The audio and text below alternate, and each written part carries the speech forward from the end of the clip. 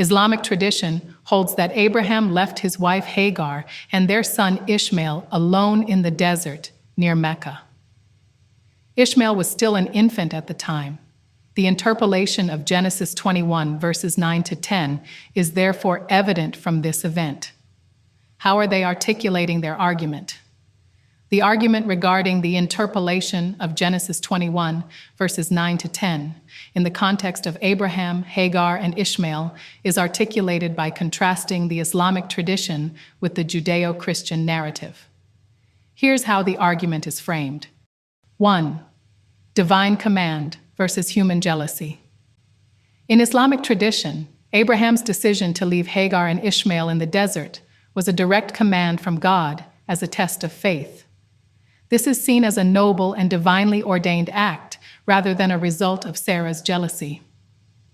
In the Judeo-Christian narrative, the banishment is attributed to Sarah's jealousy when she saw Ishmael mocking Isaac, which led her to demand their expulsion. 2. Age discrepancy. Islamic sources describe Ishmael as a nursing infant when he was left in the desert, which aligns with the practical details of Hagar carrying him and the subsequent events. The Bible suggests Ishmael was about 17 years old, which raises logical issues about Hagar carrying him and the depiction of him as a helpless child under a bush. 3. Miraculous provision.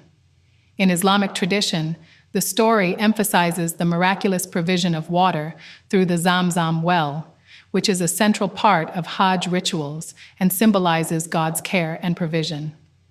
The Judeo-Christian account also mentions divine intervention, but it does not have the same ritualistic and symbolic significance as in Islam. 4. Cultural and religious impact. The Islamic narrative underscores the foundational role of Ishmael and Hagar in the establishment of Mecca and the Kaaba, highlighting their importance in Islamic tradition. In contrast, Ishmael plays a minor role in Judeo-Christian traditions, primarily recognized as the ancestor of the Arabs, but not central to religious practices. Conclusion. The interpolation argument is articulated by highlighting these differences and suggesting that the Genesis account may have been influenced or altered to fit the theological and cultural context of the Judeo-Christian tradition. The Islamic narrative, with its emphasis on divine command and the early age of Ishmael, presents a coherent and practical story that aligns with the physical and spiritual elements of the Hajj pilgrimage, thus offering a distinct perspective on the events surrounding Abraham, Hagar, and Ishmael.